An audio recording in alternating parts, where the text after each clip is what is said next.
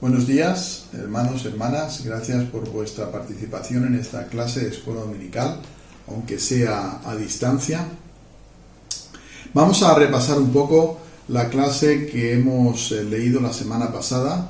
Se trata acerca de la entrevista que tuvieron entre Alma y Corior. Y como sabéis, Corior era un anticristo y es uno de los modelos que ha utilizado a lo largo de los años Satanás para desviar al pueblo. El utilizar a ciertas personas con talentos o habilidades, como en el caso de Corior, que era una persona con mucho don de palabra, con una buena comunicación con el pueblo, a la cual le estaba dando una doctrina falsa acerca de Cristo, acerca del plan de salvación y la expiación, y esto hizo de que el pueblo creyera en sus palabras y se apartara del Evangelio. Podemos ver que a lo largo del capítulo 30 de Alma, este personaje Corior estuvo desviando el pueblo y fue predicando a lo largo de la nación nefita hasta que llegó a entrevistarse con Alma, como mencionaba anteriormente. Y en el capítulo 30, en el versículo 39, cuando ya Alma lo tenía a su frente, le dice: ¿negarás nuevamente que hay un Dios y negarás también al Cristo? Pues he aquí te digo, yo sé que hay un Dios y también que Cristo vendrá. Estas fueron las palabras en las que Alma testificó. Y me gusta mucho lo que menciona aquí Alma en el versículo siguiente, que es el 40, porque normalmente las personas que no son creyentes siempre preguntan a los creyentes: bueno, ¿y qué pruebas tienes de que Dios existe? Y a veces uno se queda un poco como bloqueado en qué le respondo yo a esta persona, ¿no?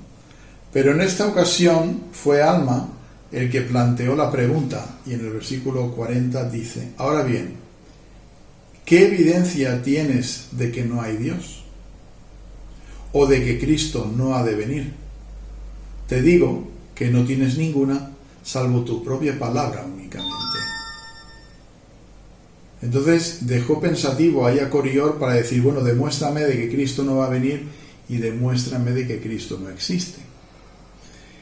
Y Alma le ratifica y le dice en el versículo 41: mas he aquí, yo tengo todas las cosas como testimonio de que estas cosas son verdaderas, y también tú tienes todas las cosas como testimonio para ti de que son verdaderas. ¿Y las negarás? ¿Creerás que estas cosas son verdaderas? Él se refería, con esas cosas verdaderas, se refería al mundo mismo, a la naturaleza, a la creación, a los planetas, el universo, toda la obra que Dios ha establecido. Y eso Alma es lo que demostraba a Corior de que era fruto de la creación y la obra de Dios. Por eso le estaba preguntando Alma a Corior: bueno, demuéstrame de que hay algo que testifique de que Dios no existe.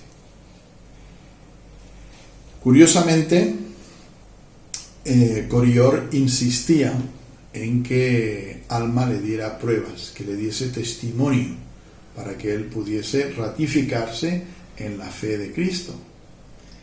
Pero Alma no consentía en caer en el juego de Corior. Pero tanto que el hombre insistía, tanto que Corior insistía en ese proceso de que el otro interlocutor, Alma, le diese una prueba, a la cual finalmente accedió. Y un poquito más adelante, en el mismo capítulo, le dice, capítulo 30, versículo 43, y Corior le dijo a Alma: si me muestras una señal para que me convenza de que hay un Dios, sí, muéstrame que tiene poder, y entonces quedaré convencido de la verdad de tus palabras. Mas Alma le dijo, esto en el versículo 44, ya has tenido bastantes señales, ¿quieres tentar a tu Dios? Dirás: muéstrame una señal cuando tienes el testimonio de todos tus hermanos y de los santos profetas. Las escrituras están delante de ti. Todas las cosas indican que hay un Dios. Aún la tierra, su movimiento, cuántas cosas hay en ella, y también los planetas que se mueven en su orden regular, todo testifica que hay un Creador supremo. Baste decir que finalmente Corior insiste hasta que Alma finalmente le dice: está bien, vas a quedar mudo, y por el poder de Dios quedarás así. Finalmente Corior queda mudo y le solicita a Alma que le levante luego esa señal en la cual no puede hablar, para que pueda recobrar el alma. Y Alma le dice: pues no, que se haga la voluntad de Dios, pero si yo o Dios te quitase esa señal, te quitase esa prueba, volverías de nuevo a mentir. ¿Por qué? Pues hay una cosa bastante interesante, y es de que Corior estaba desechado del Espíritu Santo. ¿Qué significa estar desechado del Espíritu Santo? Es cuando Él ya no tiene influencia sobre nuestros corazones debido a nuestra negativa de creer, debido a nuestras actitudes, debido a nuestro comportamiento de forma reticente y de forma insistente. Llega un momento de que el Espíritu Santo se aleja completamente de nosotros. Esto lo enseña en el versículo 42. Dice: yo sé que lo crees, pero estás poseído del espíritu de mentira y has desechado el Espíritu de Dios, de manera que no tiene cabida en ti. Y el poder del diablo te lleva de un lado hacia otro. Por lo tanto, debemos entender de que cuando nosotros realizamos cambios positivos en nuestra vida, de forma contraria, como sucede a Corior, nosotros somos poseídos del Espíritu Santo, y en esas circunstancias Él se convierte en nuestra influencia y nuestro aliado. Es todo lo contrario que le sucedió a Corior. Y por ese medio nosotros podemos saber y podemos reconocer que el plan de salvación, el Evangelio de Jesucristo o la expiación de Cristo son verdaderas. Entonces podemos determinar que tener la influencia del Espíritu Santo o no es determinante para poder conocer la verdad del Evangelio y poder tener un testimonio de Cristo y aumentar en nuestra fe. Y ahora vamos a hablar un poco de la clase de esta semana, que es acerca de la fe. Pues bien, en la clase de hoy, que trata acerca de la humildad y la fe, vamos a analizar un poco lo que sucedió entre Alma cuando salió a predicar entre el pueblo zoramita. Como vosotros sabéis, no tuvo mucho éxito y finalmente de su predicación solamente algunas de las personas más pobres de entre ellos escucharon a Alma. El motivo fue porque decían que por motivo de ser pobres, de sus ropas humildes, al vivir en esa circunstancia eran echadas de sus sinagogas. Vamos a leer esto en Alma 32, en el versículo 2. Dice así: sucedió que después de trabajar mucho entre ellos, se refiere a Alma, empezaron a tener éxito entre la clase pobre, pues he aquí, estos eran echados de las sinagogas a causa de la pobreza de sus ropas. Y sigue diciendo: por tanto no les era permitido entrar en sus sinagogas para adorar a Dios, porque eran considerados como la hez. Por tanto eran pobres, sí, sus hermanos los consideraban como la escoria, de modo que eran pobres en cuanto a las cosas del mundo y también en cuanto a las cosas del corazón. Y Alma se regocijó en esto, no se alegró de que solamente fueran pobres, sino que se alegró porque su corazón se había hecho humilde. Estaban más preparados en esa situación de humildad para poder recibir la palabra de Dios, para poder entenderla y poder captarla, como hablaba hace un momento de la clase de la semana anterior, captarla por medio del Espíritu Santo. Estaban listos para que el Espíritu pudiese tener cabida en sus corazones. Entonces, en este contexto podemos entender de que la humildad de una persona no es algo malo, sino es algo bueno y positivo, porque prepara a la persona para un crecimiento y un desarrollo espiritual.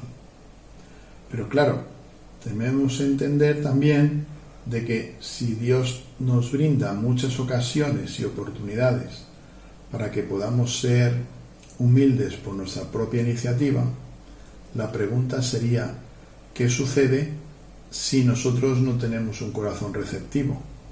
¿Será que Dios en su bondad nos puede, entre comillas, obligar a ser humildes? O, dicho de otra manera, nos puede dar experiencias, situaciones en la vida en los cuales tengamos que ser humildes por necesidad, porque nos podamos ver enfermos, porque nos podamos ver sin trabajo o con pocos recursos, o tengamos que pedir ayuda a otras personas.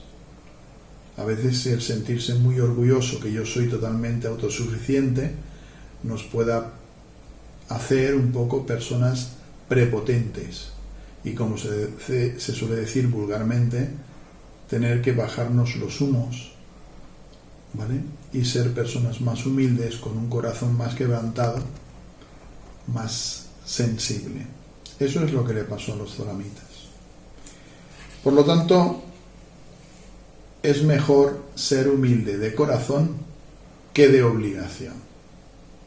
Entendemos lo de ser humilde de obligación, el hecho de que no nos tenga Dios que mandar pruebas para que seamos humildes. Porque finalmente recordemos que el ser humilde es un don, es una ventaja, es una gratificación, es una recompensa. Porque la humildad nos trae progreso espiritual, nos acerca más a Dios, nos acerca más al arrepentimiento, nos acerca al progreso, nos acerca a una exaltación. Uno de los primeros pasos de esa escalera de progreso eterno es la humildad. Por lo tanto, tener el don de la humildad es un don precioso. En Alma 32:28, vamos a seguir un poquito más adelante, menciona lo siguiente. Él ha hecho una alegoría, una semejanza entre la fe y una semilla. Y hecho de esta manera para que las personas entiendan el proceso del crecimiento de la fe dentro de nosotros. Como la fe es algo intangible que no podemos tocar, es un poco difícil entender cómo se crece, cómo se siembra, cómo se desarrolla, cómo germina o florece. Y él lo compara esto en este capítulo con una semilla, ¿vale? Entonces, si esta semilla la plantamos y la regamos y la cultivamos y la cuidamos, pues obviamente florecerá, brotará, crecerá, florecerá. ¿Bien? Pues así ocurre con la semilla de la fe. Una de las partes principales que nosotros podemos mostrar o demostrarnos, mejor dicho, nosotros mismos dentro del desarrollo de nuestra fe y principal es el cuidado. El sembrar la semilla sería como comparable al hecho de escuchar la palabra de Dios. Muchas veces vamos a encontrar siempre personas que nos hablen, o quizás incluso de otras iglesias, ¿no? Muchas personas hablan acerca de Cristo. Entonces, eso sería como el recibir una semilla. Pero ya el proceso de introducirla en la tierra, cuidarla, regarla para que germine, eso ya es otra historia. Ahí ya se requiere un esfuerzo de nuestra parte. Es como si dijéramos, tenemos que realizar estudio, oración, tenemos que tener un corazón sincero, deseos de aprender y tener como mínimo un poco de esperanza de que el proceso va a dar su fruto. Entonces, el versículo 28 dice: compararemos pues la palabra a una semilla. Si dais lugar para que sea sembrada una semilla en vuestro corazón, si es una semilla verdadera o buena, y no la echáis fuera por vuestra incredulidad, empezará a hincharse en vuestro pecho, y al sentir esta sensación de crecimiento, empezaréis a decir dentro de vosotros: debe ser que la semilla es buena, o que la palabra es buena, porque empieza a ensanchar mi alma, empieza a iluminar mi entendimiento, y empieza a ser deliciosa para mí. Esto sucede a muchas personas cuando escuchan por primera vez el Evangelio, y a través del Espíritu Santo, como antes decíamos, empieza esa semilla a germinar. Pero bien, Alma describe este experimento de la semilla como algo, como una herramienta para ayudar a los zoramitas en ese proceso, para poder llegar a comprender. Entonces, en los versículos siguientes,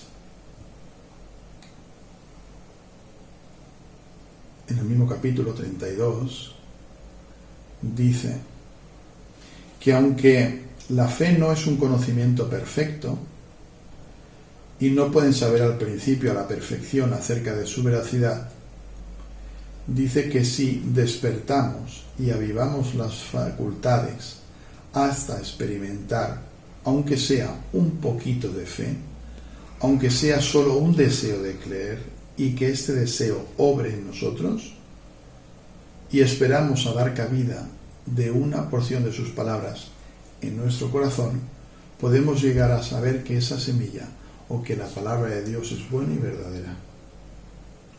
Dice que si no la echamos fuera por motivo de la incredulidad y el engaño de otras personas, podremos saber que viene de Dios y que esa semilla ensancha el alma e ilumina el entendimiento. Esta parte es importante. ¿Qué sería iluminar el entendimiento? Es cuando nosotros empezamos a poder razonar y podamos comprender y analizar de una forma interior y reflexiva que realmente la palabra de Dios es algo en lo que estoy sintiendo y también comprendiendo de una forma nueva que anteriormente nunca había sentido. Entonces podemos ver que de esta manera es como obra ese proceso dentro de nuestro corazón. Bien, en este mismo capítulo también se nos enseña de que, al igual que tenían los zoramitas un problema de adoración, que no les dejaban entrar en las sinagogas porque eran pobres, que ya hemos mencionado anteriormente, esto nos enseña a nosotros que la aplicación de esta clase en mi vida diaria me dice de que no importa en el lugar donde yo estoy para poder yo adorar a Dios. Yo puedo estar en mi casa y estar adorando a Dios, pero también puedo estar en mi trabajo y puedo estar adorando a Dios, o puedo estar en la calle y estar adorando a Dios. Realmente la adoración a Dios incluye no solamente estar de rodillas orando, sino también elevar nuestros pensamientos, nuestro corazón a Él. De esa manera, todo lo que nosotros hacemos, lo hacemos en su nombre y por su nombre. Incluso nuestro comportamiento, nuestra actitud, como antes decía acerca de la humildad. La humildad no es ser una persona temerosa o simplemente tímida. La humildad es un proceso en el cual el hombre se entrega a Dios y sabe que depende de Dios para su progreso y su propio desarrollo, que su fortaleza no viene de él, su fortaleza viene de Dios, que es el que le aporta toda sabiduría y conocimiento. Por lo tanto, podemos entender de que nosotros debemos de adorar a Dios en todo lugar. Ya para terminar, me gustaría explicar una parte, para mí, que ha sido de las partes más difíciles del Evangelio que me ha tocado entender. Pues bien, en Alma 34 El profeta también, Alma, cuando estuvo con Amulek, mencionaron varias veces dos palabras, infinito y eterno. ¿Qué es eso? Pues si nos vamos a la Escritura, refiriéndose a infinito y eterno acerca de la expiación de Jesucristo, dice el versículo 9, ¿por qué es necesario que se realice una expiación? Pues según el plan de Dios eterno, debe efectuarse una expiación, o de lo contrario todo el género humano inevitablemente debe perecer. Esto es algo que yo no entendía de verdad para nada. Hay otra escritura que nos lo aclara más, al menos es más escueta, es más simple. Hebreos 10:10 dice, en esa voluntad, se refiere a la de Cristo, somos santificados mediante la ofrenda del cuerpo de Jesucristo, hecha una vez y para siempre. Se refiere a la ofrenda de la expiación. Pero volvía a quedarme igual. Entonces, para aclarar este concepto del sacrificio infinito y eterno, hay en el capítulo 34, versículo 12, dice así. Bueno, vamos a leer uno antes, porque así lo analizamos mejor. No hay hombre alguno que sacrifique su propia sangre, la cual expíe los pecados de otro. Y si un hombre mata, y aquí tomará nuestra ley que es justa la vida de su hermano, digo que no, sino que la ley exige la vida de aquel que ha cometido homicidio. Por tanto, no hay nada a no ser que sea una expiación infinita que responda por los pecados del mundo. De modo que es menester que haya un poster sacrificio, y entonces será preciso que se ponga fin al derramamiento de sangre. Pero claro, aún así yo pensaba, bueno, ¿quién exige o qué exige que se haga realmente ese tipo de sacrificio?